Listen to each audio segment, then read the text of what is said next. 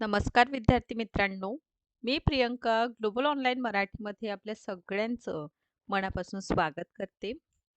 आज आपण Maharashtra set examination जे जूनमध्ये होणार आहे, त्याकरिता आपण पेपर 1चा अभ्यास करीत आहोत.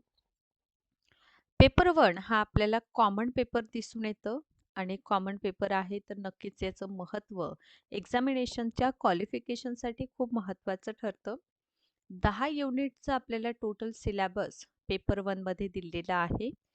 आजचा पर्टिक्युलर व्हिडिओ लेक्चर हा युनिट 10 युनिट क्रमांक 10 हायर एज्युकेशन सिस्टम आपल्याला उच्च शिक्षण प्रणाली म्हणून घटक 10 दिलेला आहे सिलेबसमध्ये. आज आपण 2019 पासून तर 2025 पर्यंत कशा पद्धतीने या पर्टिक्युलर युनिटवर प्रश्न विचारलेले आहे. जवळपास 30 पेक्षा अधिक हे प्रश्न संख्या आहे, ज्यातून आपल्याला बघा हे 30 प्रश्न याचा अर्थ काय होतो.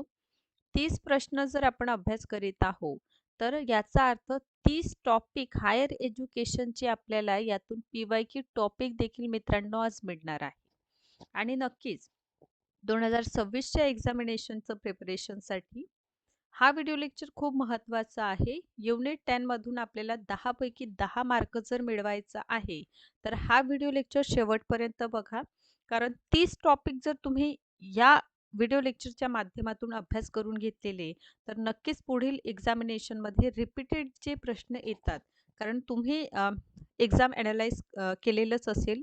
लास्ट 5 ते 6 वर्षाचं क्वेश्चन पेपर जरी तुम्ही बघितलं तर त्यातून तुमच्या लक्षात येईल की कशा प्रकारे जे आहे ना, अ, वारंवार रिपीटेड फॉर्ममध्ये जे आहे प्रश्न रिपीट होत असतात किंवा टॉपिक को रिलेटेड आपल्याला येतात. सो हेच गोष्ट आजच्या पर्टिक्युलर व्हिडिओ लेक्चरच्या माध्यमातून तुम्हाला क्लिअर होणार आहे. व्हिडिओला सुरुवात करण्यापूर्वी महाराष्ट्र सेट एक्झामिनेशन पेपर 1चं जून 2026 करिता नवीन बॅच आपण सुरू करीत आहोत 19 जानेवारीपासून. या बॅचमध्ये नेट पेपर 1 आणि सेट पेपर 1 आपल्याला मिळणार आहे. लाईव्ह सेशन्सच्या माध्यमातून 10 युनिट कव्हर होईल. पाहिजे तितक्यादा तुम्ही रेकॉर्डेड फॉर्ममध्ये सेशन्स बघू शकता. इतकंच नाही तर नोट्स आपल्यासाठी अवेलेबल आहे. नोट्स असेल तर ऑब्व्हियसली तुम्हाला कुठलंही रेफरन्स बुक वापरण्याची आवश्यकता नाही. युनिट वाईज MCQज आहे, PYQज 10 वर्षाचं आपल्याला मिळणार आहे आणि 1 वर्षाची व्हॅलिडिटी सोबतच नेटचा पेपर 1 आणि सेटचा पेपर 1 हे दोनही पेपर जे आहे आपलं प्रिपेअर होणार आहे. फीस किती आहे? 3000 आहे. डिस्काउंट मिळेल. मात्र 2500 रुपयामध्ये हा कोर्स अवेलेबल आहे. आजच आपण 19 जानेवारीपासून जी आपली नवीन बॅच सुरू होत आहे त्याला आपण जॉईन करा. पेपर 1 प्रमाणे पेपर 2 मध्ये commerce, management, computer science, political science, life science, history, economics, Marathi, chemistry, English आणि लायब्ररी सायन्स अवेलेबल आहे. फीज आहे 10,000 रुपये. यावर डिस्काउंट मिळेल 8,000 मध्ये. 1 वर्षाची व्हॅलिडिटी असेल. सोबतच UGC नेटचा पेपर 1 आणि सेट पेपर 1 हा पेपर 1 फ्री ऑफ कॉस्ट असणार आहे. पेपर 2चं जे बॅचेस आहे 19 जानेवारीपासून सुरू होत आहे. सो ऑफिशियल नंबर्स आपल्याला दिलेले आहे, यावर कॉन्टॅक्ट करा आणि कोर्सला तुम्ही जॉईन करा. सो मित्रांनो, हे प्रश्न वारंवार आलेले आहे. ठीक आहे, चलो स्टार्ट करूया. तांत्रिक व वैज्ञानिक शिक्षण हे डॅश प्रणालीमध्ये दिले जायचं. Technical and scientific education was given. A वैदिक शिक्षण, बी पूर्व वैदिक शिक्षण, सी बुद्धिमत्ता या फिर बुद्धिस्ट सिस्टम एज्युकेशन सिस्टम और डी इस्लामिक शिक्षण. सो तांत्रिक आणि वैज्ञानिक शिक्षण दिलं जायचं वैदिक सिस्टम ऑफ एज्युकेशन मध्ये, त्यामुळे योग्य उत्तर ऑप्शन क्रमांक ए आहे. नेक्स्ट, UGCने प्रसिद्ध केलेल्या यादीनुसार या राज्यात सर्वात जास्त विद्यापीठ आहे. Okay, so according to UGC list published the state with the most university is A Uttar Pradesh, B Maharashtra, C Tamil Nadu और D राजस्थान. सो याचं योग्य उत्तर राजस्थान आहे, ऑप्शन क्रमांक डी. समोरचा प्रश्न आहे, विविध विद्याशाखेतील मूक कोर्सेस विकसित करण्यासाठी MHRD म्हणजे ministry of human resources development has okay 8 राष्ट्रीय कोऑर्डिनेटर पैकी डॅश ही एक संस्था नामित केलेली आहे. ओके, सो 8 कोऑर्डिनेटर मधून कोणतं असं त्यांना विचारायचं आहे. ए मुंबई, बी विद्यापीठ परिषद UGC, सी यशवंतराव चव्हाण महाराष्ट्र मुक्त विद्यापीठ की D IIT Mumbai. So very correct answer आहे UGC. ठीक आहे. सो मूक कोर्सेसचं जे कॉर्डिनेटर आहे त्यापैकी युनिव्हर्सिटी ग्रँड कमिशन सुद्धा आपल्याला एक one of the 8 coordinator national coordinator आपल्याला दिसून येतं. नेक्स्ट आहे बहुतांश राज्य विद्यापीठे डॅश स्वरूपाची आहे. ए संलग्नित, बी अभिमत, सी स्वयं अर्थ सहाय्यित की डी खाजगी. सो बहुतांश राज्य विद्यापीठे आपल्याला दिसून येतं संलग्नित स्वरूपाची आहे, त्यामुळे ऑप्शन क्रमांक ए इथे योग्य उत्तर आहे. नेक्स्ट आहे प्राचार्यांसाठी प्रशासकीय कोर्स कोणते स्थापना आयोजित करते. Which organisation arrange administrative course for principals. A मानव संसाधन मंत्रालय HRD मिनिस्ट्री, बी विद्यापीठ परिषद म्हणजे UGC university grand commission, C राष्ट्रीय शैक्षणिक नियोजन आणि प्रसारण विद्यापीठ की डी राष्ट्रीय शिक्षक शिक्षण परिषद NCTE national counselling for teacher education. So obviously राष्ट्रीय शिक्षक शिक्षण परिषद काय करतं, याचं आयोजन करतं. ठीक आहे, अरेंजमेंट करतं, त्यामुळे ऑप्शन क्रमांक डी इथे योग्य उत्तर आहे. नेक्स्ट आहे भारतीय शिक्षण व्यवस्थेचं विभाजन कशा प्रकारे केलेलं आहे. Indian education system generally divided into following period. A वैदिक काल, बौद्ध काल, मुस्लिम काल, ब्रिटिश काळ आणि स्वातंत्र्योत्तर काळ. ऑप्शन बी मध्ये दिलेला आहे हिंदू काळ, बौद्ध काळ, जैन काळ, मुस्लिम काळ की ब्रिटिश काळ. ऑप्शन सी म्हणतं वैदिक काळ, रामायण काळ, महाभारत काळ, जैन काळ की ब्रिटिश काळ. आणि ऑप्शन डी म्हटलेला आहे उपनिषद काळ, पुराण काळ, बौद्ध काळ, मुस्लिम काळ आणि आधुनिक काळ. तर विद्यार्थी मित्रांनो, भारतीय शिक्षणाचं जे विभाजन आहे Vedic education, Buddhist education, then Muslim education बघतो, British education, then post independent period मधील जे एज्युकेशन आहे, असं आपण विभाजन करून अभ्यास करतो. त्यामुळे इथे योग्य उत्तर आपलं ऑप्शन क्रमांक ए आहे. समोरच्या प्रश्नाकडे आपण वळूया. पत्रव्यवहाराद्वारे शिक्षण व्यवस्थेत खालील गोष्टींचा समावेश होतो.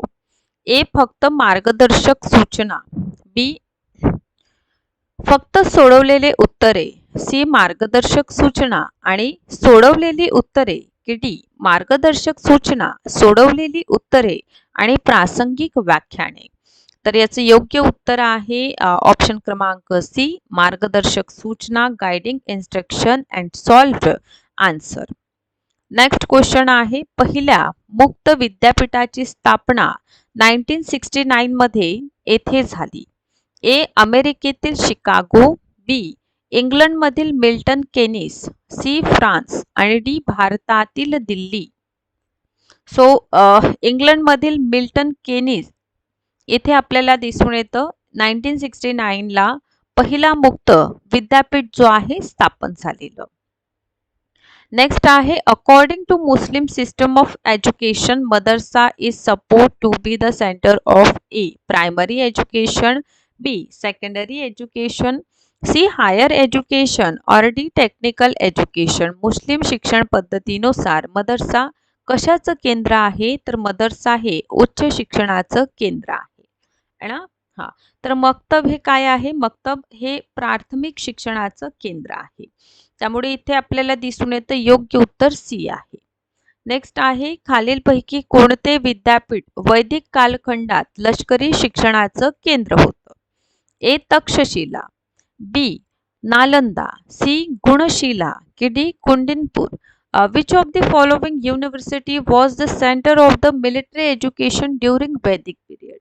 मिलिटरी शिक्षण कुठे दिलं जायचं, ऑब्विसली तक्षशिलामध्ये काय दिले जायचं, मिलिटरी एज्युकेशन दिल्याचं आपण बघतो. त्यामुळे योग्य उत्तर इथे ए आहे.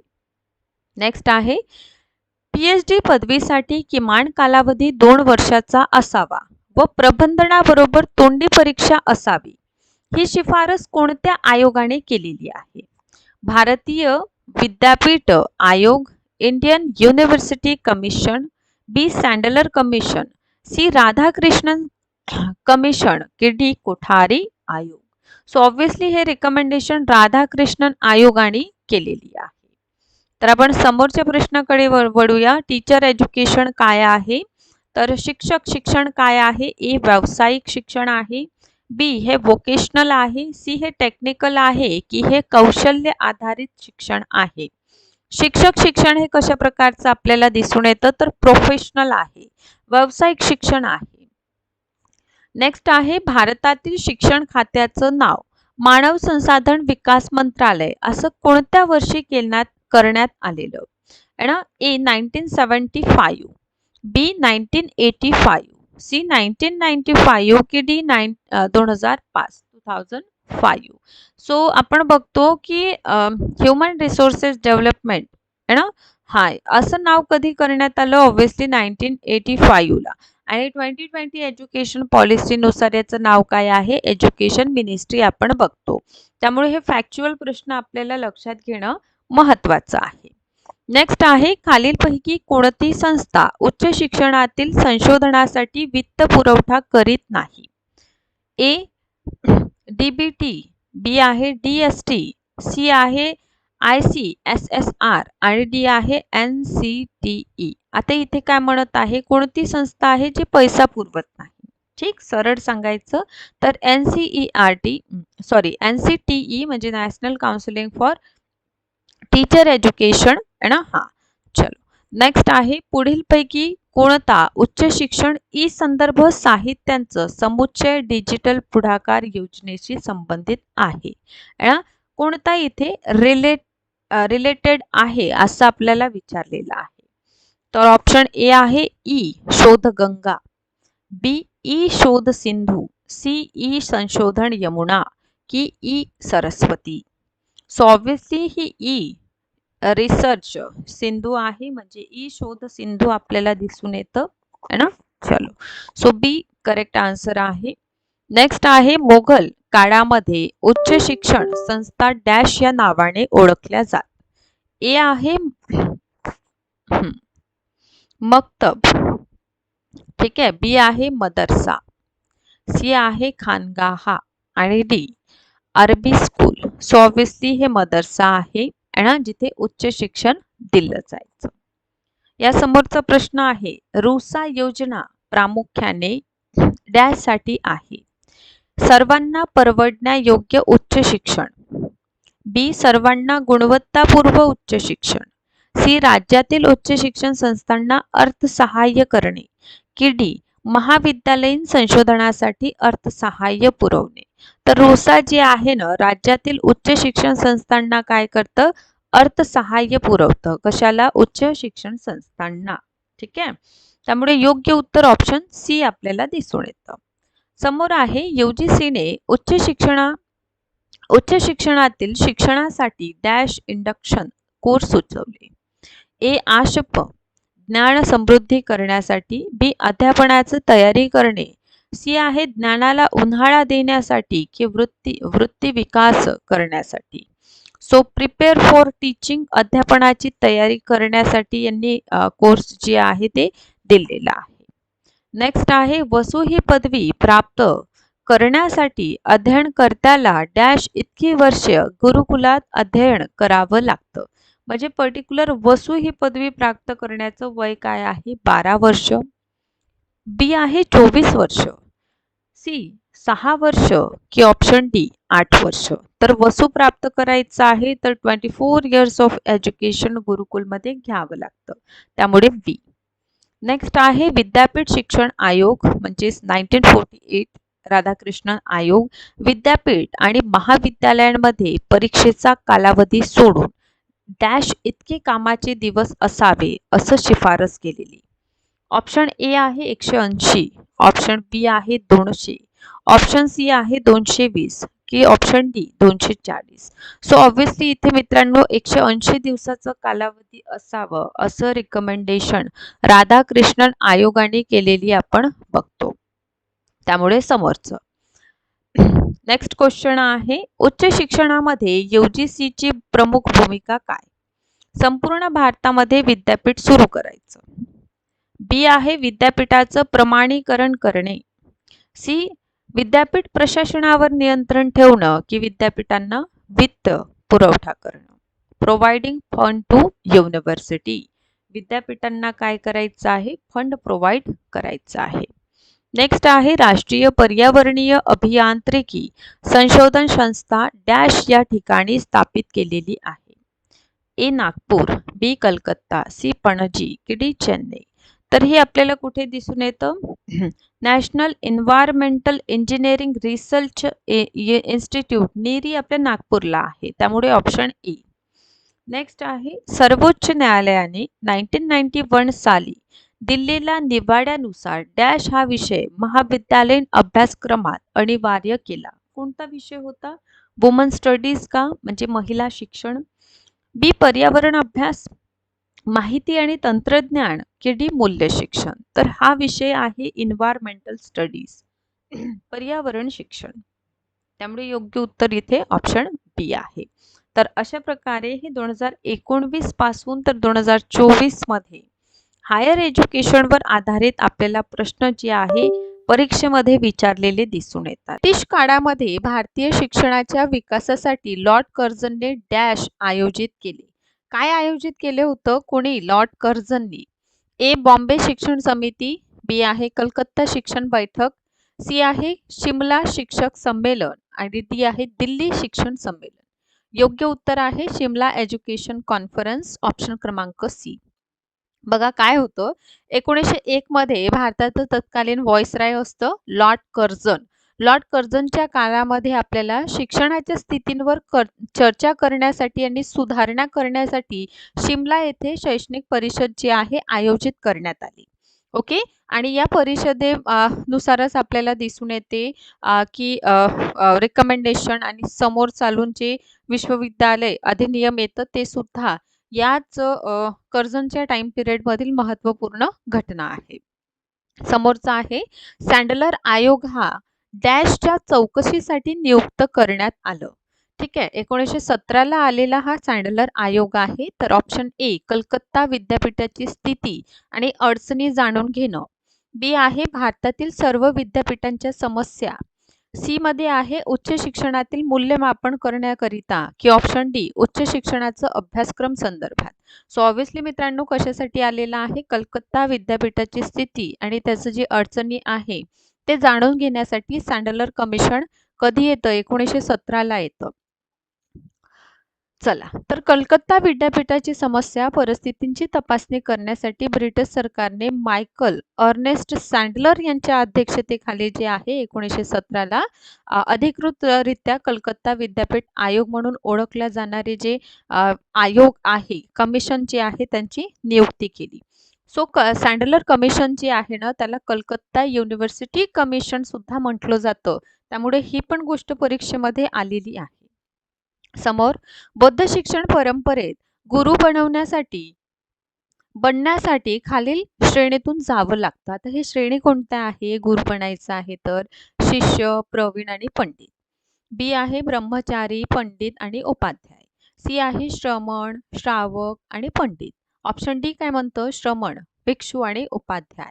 सो ऑब्व्हियसली श्रमण, भिक्षू आणि उपाध्याय या श्रेणीतून जावं लागतं गुरु बनण्यासाठी. तर बघा बौद्ध शैक्षणिक परंपरेत गुरु किंवा शिक्षक बनण्याच्या मार्गामध्ये एक प्रगतशील आध्यात्मिक आणि विद्वत्तापूर्ण प्रवास समाविष्ट आहे, ज्यामध्ये पहिला आहे श्रमण. श्रमण म्हणजे सांसारिक जीवनाचा त्याग करणारा साधक. ठीक आहे. भिक्षू संहितेनुसार जगणारा. ठीक आहे. आणि उपाध्याय इतरांना सूचना देण्यात जो पात्र असलेला वरिष्ठ भिक्षू आहे किंवा आध्यात्मिक शिक्षक असं उपाध्यायाला म्हटलं जातं. त्यामुळे ह्या श्रेणी आपल्याला माहीत असायला पाहिजे. आता बघा जर सिलेबसचा आपण विचार केला डायरेक्टली हा टॉपिक मेन्शन नाही, पण एन्शियंट एज्युकेशनमध्ये आपल्याला वैदिक एज्युकेशन, बुद्धिस्ट एज्युकेशन आणि जैनिझम याविषयी आपल्याला अभ्यास करावा लागतो. समोर आणखीन एक वैदिक एज्युकेशन रिलेटेड प्रश्न आहे की वैदिक शिक्षण परंपरेत उपनिषेद या शब्दाचा अर्थ काय आहे? अ सर्व मंत्र तोंडपाठ म्हणणे, बी गुरुजवळ बसून शिकणे, सी आहे वेदाचा उपविभाग आणि डी आहे गुरु शिष्यांच्या गोष्टी. सो उपनिषेद म्हणजे गुरुजवळ बसून ज्ञान प्राप्त करणे म्हणजे उपनिषेद आहे. तर उपनिषेध हा शब्द संस्कृत मुळापासून आलं. उप म्हणजे जवळ, नि म्हणजे खाली आणि षड म्हणजे बसणे आहे ना. सो उपनिषेध याचा अर्थ काय आहे? गुरुजवळ बसणे. नेक्स्ट आहे जैनवादी शिक्षण परंपरेनुसार अध्ययनाची पहिली पद्धत होय. कुठली? प्रार्थना, बी देशना, श्रवण किंवा उपदेशांचं काळजीपूर्वक ऐकणे, सी आहे आमराय किंवा एकाग्रतापूर्वक वाचणे आणि डी आहे अनुप्रेक्ष आणि खोलवर चिंतन. योग्य उत्तर आहे देशना, श्रवण आणि उपदेशांचं काळजीपूर्वक ऐकणे. कारण जैन शैक्षणिक परंपरे शिक्षणाची पहिली मूलभूत पद्धत म्हणजे काय आहे? श्रावण, ज्याचा अर्थ ज्ञानी शिक्षक किंवा गुरुजनांचं शिकवण जे उपदेश आहे त्यांना काळजीपूर्वक आदरपूर्वक ऐकणे आहे. ठीक आहे. तर यातून काय लक्षात आलेलं आहे आपल्याला? तर लक्षात घ्या, या पर्टिक्युलर सेशनच्या माध्यमातून तुम्हाला लक्षात आलेलं आहे की एन्शियंट टाइम पिरियडवर भरपूर प्रश्न विचारलं जातं. आता मित्रांनो, हायर एज्युकेशन सिस्टमचा जर तुम्हाला अभ्यास करायचा आहे, अभ्यासाला सुरुवात केलेली नसेल तर सिलेबसमधील हा युनिट घटक क्रमांक 10 आहे. ठीक आहे. आणि यामध्ये सुरुवात कुठून करायचं? एन्शियंट एज्युकेशन म्हणजे वैदिक एज्युकेशन पासून तुम्ही सुरुवात करा. बघा, सर्वप्रथम वैदिक एज्युकेशनचा अभ्यास करा. त्यानंतर तुम्ही जैनिझम आणि बुद्धिझमचं सुद्धा बौद्ध शिक्षण पद्धती, जैन शिक्षण पद्धती, ठीक आहे, इतकं अभ्यास करून झाल्यानंतर तुम्हाला मध्यकालीन शिक्षण आहे ना, मध्यकालीन शिक्षण यानंतर तुम्हाला ब्रिटिश कालीन शिक्षण व्यवस्था, ब्रिटिश कालीन शिक्षण व्यवस्थेचा अभ्यास करून घ्यायचा आहे आणि त्यानंतर स्वातंत्र्योत्तर कमिशन. सो अशा प्रकारे हे डिवायडेशन करून जर तुम्ही युनिट 10चा अभ्यास केलेलं तर यापैकून या पर्टिक्युलर युनिटमधून तुम्ही युनिट 10 जी आपली आहे त्यामधून 10 मार्क आपण इझिली स्कोअर करू शकतो. अशाच प्रकारे व्हिडिओ लेक्चरला बघत राहा. Thank you so much.